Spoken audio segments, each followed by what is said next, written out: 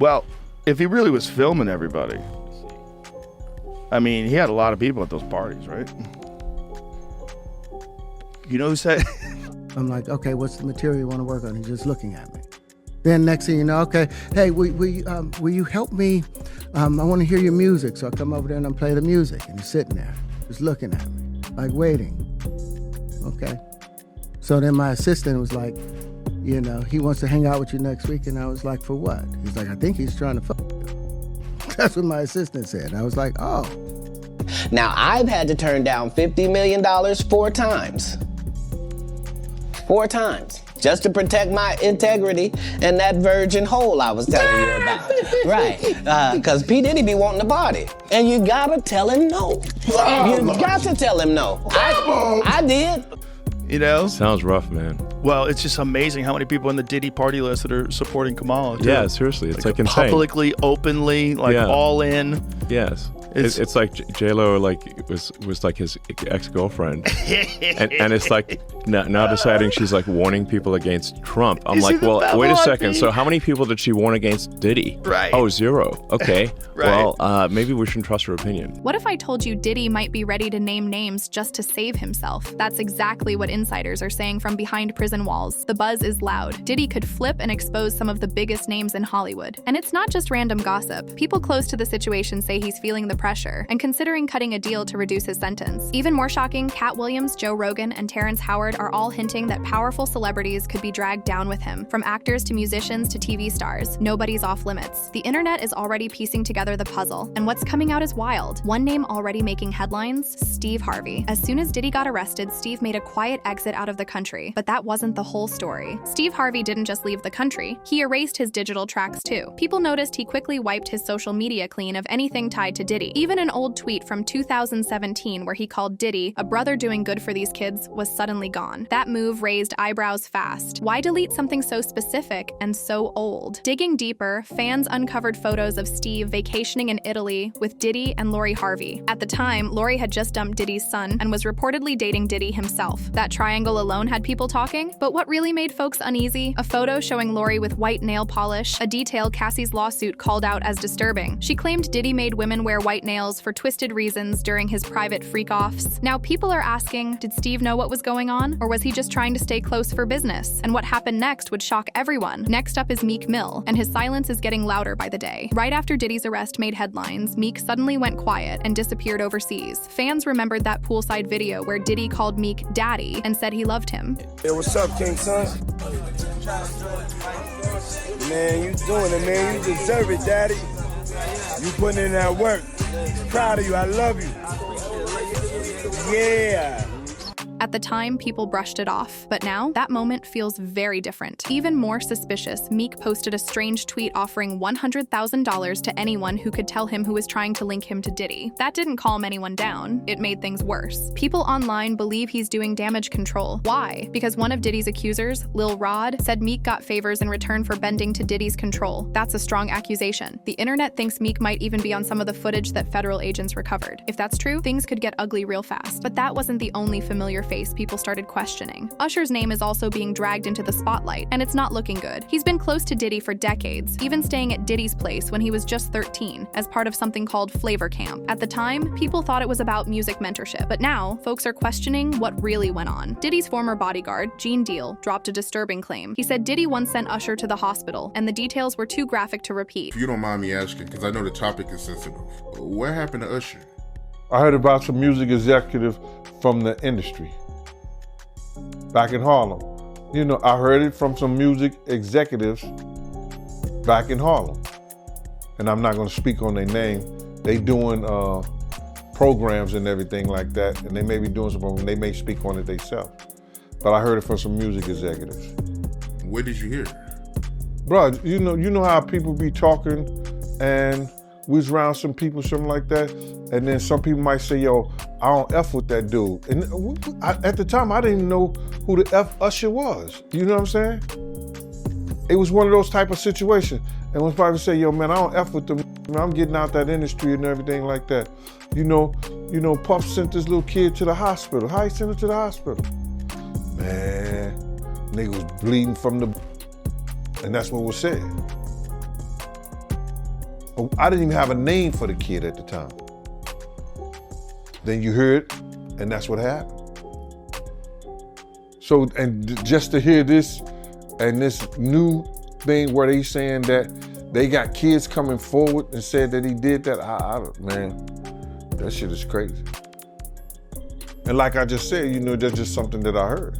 Back then, nobody wanted to believe it, but with new lawsuits and fresh stories coming out, people are starting to connect old dots. Even an old video clip of Diddy joking about waking up in bed with Usher is making the rounds again. It used to be brushed off as comedy, but in this new light, nobody's laughing. People are now wondering, was Usher just another victim trying to make it in the industry? And then came the biggest name of them all, Jay-Z. Jay-Z's connection to Diddy has always been strong: business deals, private parties, and years of friendship. But now that bond is under heavy fire. One name tied to both men is Katt White, a woman rumored to be Jay-Z's mistress. She allegedly died under strange circumstances after reportedly getting pregnant by him. That story was whispered about for years, but now it's back, and louder than ever. Rumors say Diddy might have had tapes or inside info about what really happened, and if that's true, it could shake everything. On top of that, there was a lawsuit accusing both Diddy and Jay-Z of sexual assault at a party after the 2000 VMAs. But when it reached court, things got messy. The woman's story had holes, and the case was thrown out. Still, people didn't forget. Jaguar Wright jumped in and called Jay-Z the devil, saying he and Beyonce have been hiding dark secrets.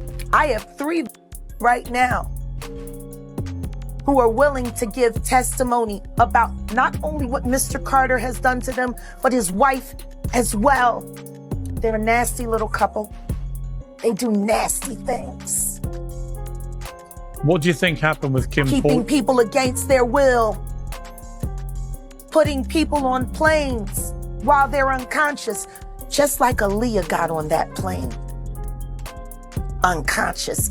There's a lot of things that people don't want to talk about with him. She doesn't have a picture with him.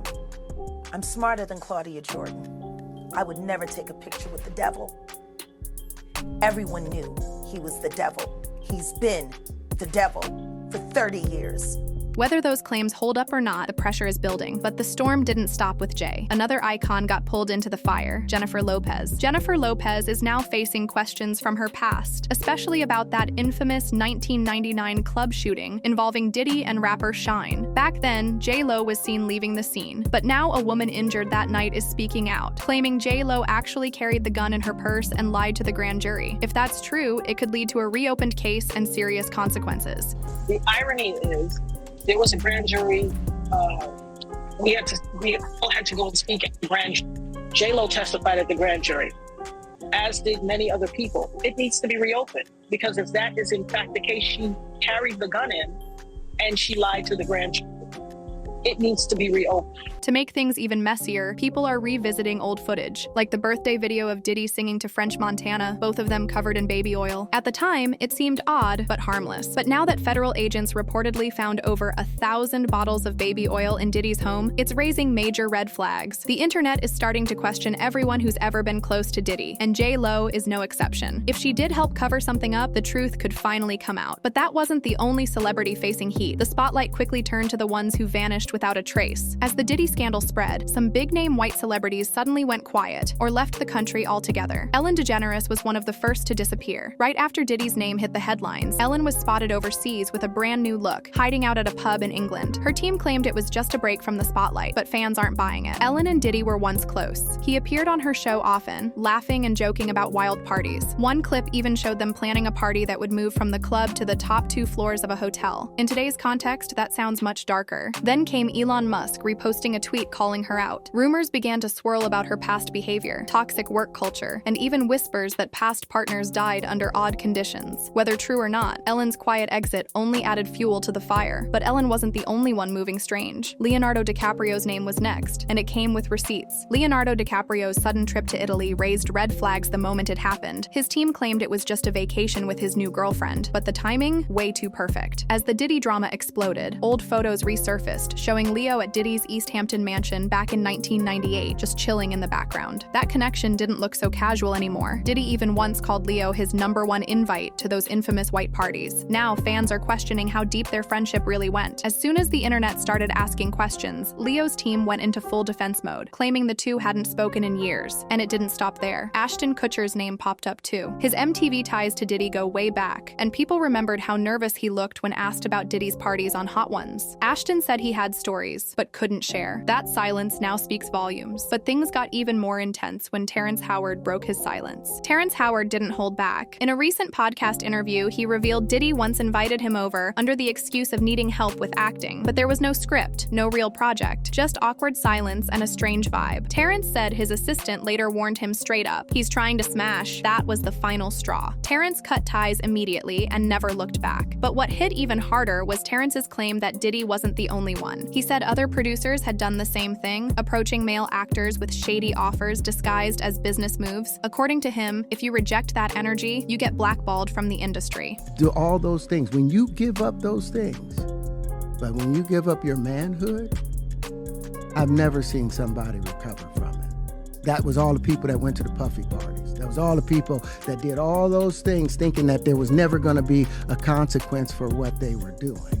Katt Williams quickly backed him up, saying he turned down $50 million 4 different times just to protect his body and his integrity. Both men made it clear there's a dark side to fame that no one wants to talk about. And then the conversation shifted to a topic that's been whispered for years. That final topic? The so-called dress agenda. It's a conversation that's been growing for years, and Katt Williams, Terrence Howard, and Dave Chappelle have all spoken out about it. They claim there's real pressure in Hollywood, especially on black male entertainers, to take on feminine roles or wear dresses before they can reach top-level success. Katt shared how Martin Lawrence once promised him a major role in Big Mama's House 2, but when the time came, the catch was clear. He had to wear a dress. Katt refused and told Martin they had the wrong guy. Shortly after, Brandon T. Jackson was cast instead. For Katt, that decision meant losing out on major deals, but he said it was worth it to keep his dignity. Terrence Howard echoed the same experience, saying he didn't get replaced in Iron Man 2 because of money. It was because he wouldn't play the game. And Kevin Hart, he once said he'd never wear a dress, but not long after, he was in one on SNL, and his career skyrocketed. Katt didn't say it was a coincidence. He said that's how the system works. You either comply or they block your rise. Even Dave Chappelle told Oprah that he was pushed to do the same thing before he walked away and flew to Africa. These stories aren't just random. They all point to a hidden cost behind fame. Some play along, others disappear or get labeled as crazy. And as Diddy's trial creeps closer, more truths might come out. What do you think? Is this the unraveling of an industry secret? Drop your thoughts in the comments, hit that like button, and don't forget to subscribe for more bold breakdowns.